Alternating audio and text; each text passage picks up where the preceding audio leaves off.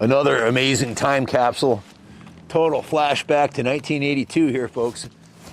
This is the first year of the Kawasaki GPZ model series. This was the first 1100cc bike they made. Pulled 11-second, 120 mile per hour quarter mile. It was the fastest bike in its class in the day. And the looks were absolutely timeless. 40 years later, it still looks badass.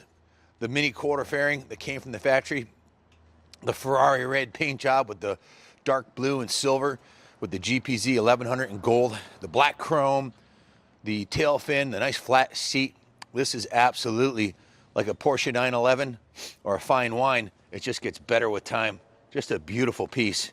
This is a remarkably, amazingly 100% original, right down to the front tire on this bike. Yeah, the paint is near perfect, really well preserved piece. Even the seat cover is like it just came out of the box. I didn't see any imperfections on it. And all original. 5,751 miles. The only changes made on the bike are the grab-on grips and the replacement rear tire. We did not change the front tire because, well, it's a 40-year-old original front tire. Proof this bike has no miles. Direct fuel injection, 4-cylinder, just absolutely amazing. Yeah, we have the title for this bike as well as factory owner's manual and some other period literature. That's all included. We have a restoration shop here. Obviously, we restore probably more bikes than any other shop in the country today.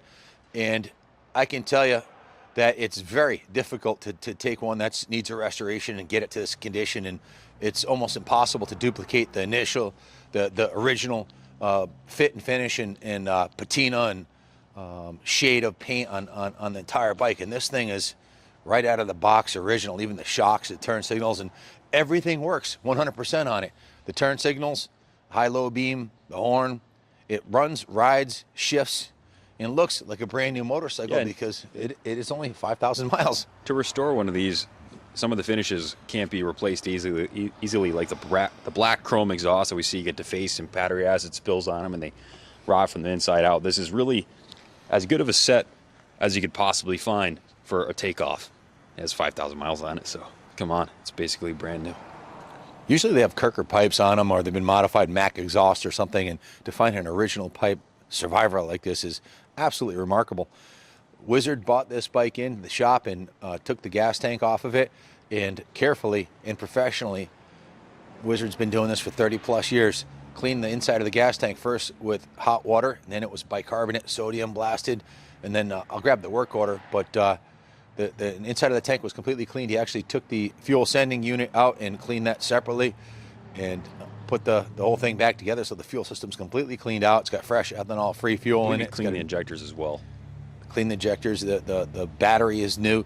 All the fluids are new on the bike. He flushed the oil, new fresh oil, flushed the brake fluid on the front and rear master cylinders, and just gave it a once-over, and the bike is absolutely perfect, mechanically perfect. Yeah, the mag wheels, a lot of times you see these getting restored. They're not difficult to restore, but this is original finish, and the metal is just perfect. You don't see any pitting on it at all, and I don't think there was much touch-up to be done when the bike came into our shop here. It's really as seen as how it was received. This is a beautiful, well-preserved piece.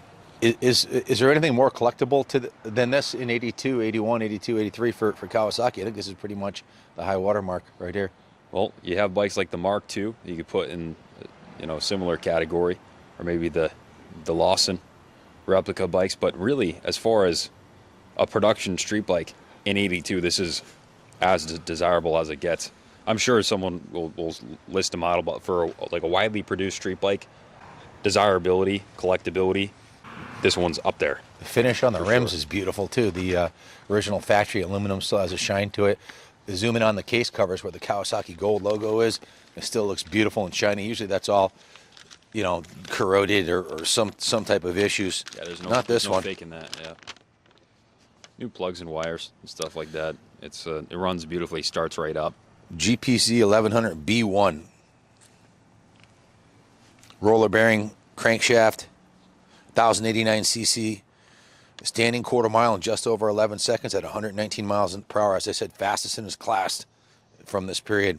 It's a Bosch-derived Nissan fuel injection.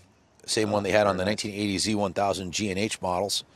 So just a fantastic piece. LCD warning lights on the cockpit fairing and gauges. The engine coating used a black chrome finish instead of the previous black paint. Kawasaki was serious about having the best super bike, and they've definitely hit one out of the park like this. This was the best you could get in 82. Suspension calibration was all new, so it handled even better on the track or the street. It had stiffer fork springs. Compression and rebound dampening were increased approximately 10%. The Kawasaki shocks used the same springs but with greater preload, and the compression dampening was effectively doubled.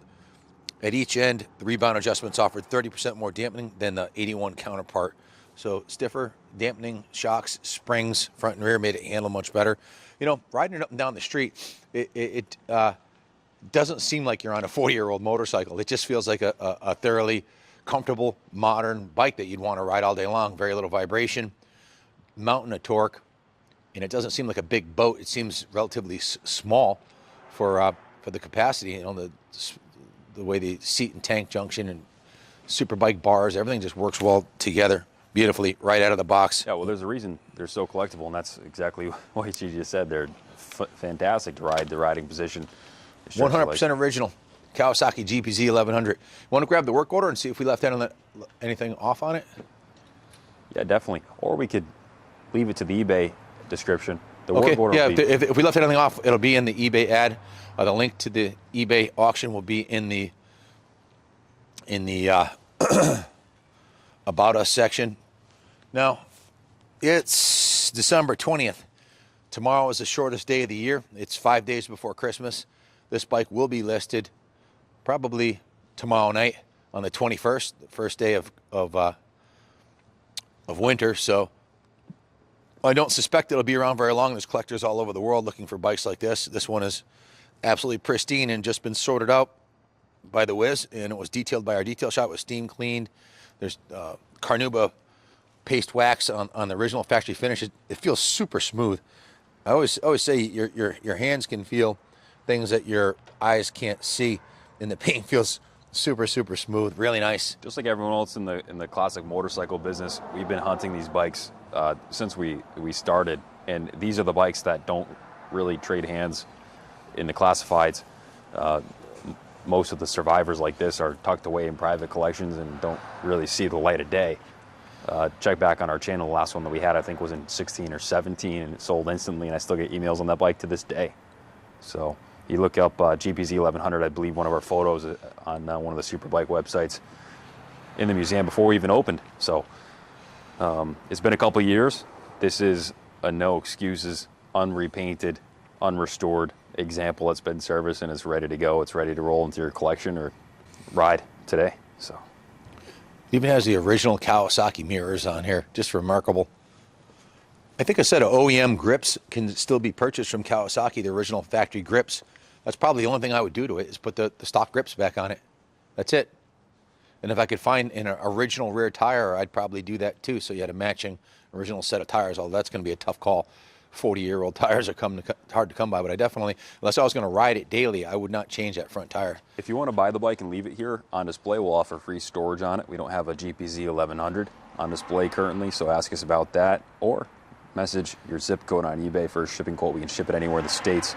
In the museum, we've got the original first year Z1900, the second year Z1900. We have a KZ1300. This would look beautiful sitting right in with those bikes there for sure in the Kawasaki section of the museum. It's absolutely a museum quality piece. No excuses. Beautiful. Give us a call. It's going to be gone.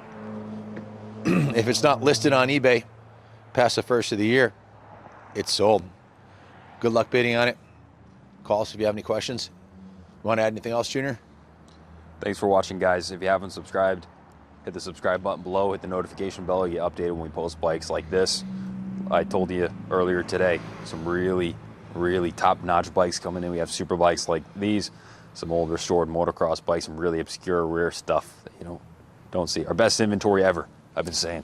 Amen. Yeah, we've had just been blessed with the killer inventory coming in. Thanks for watching. Wish you all a Merry Christmas, and God bless America.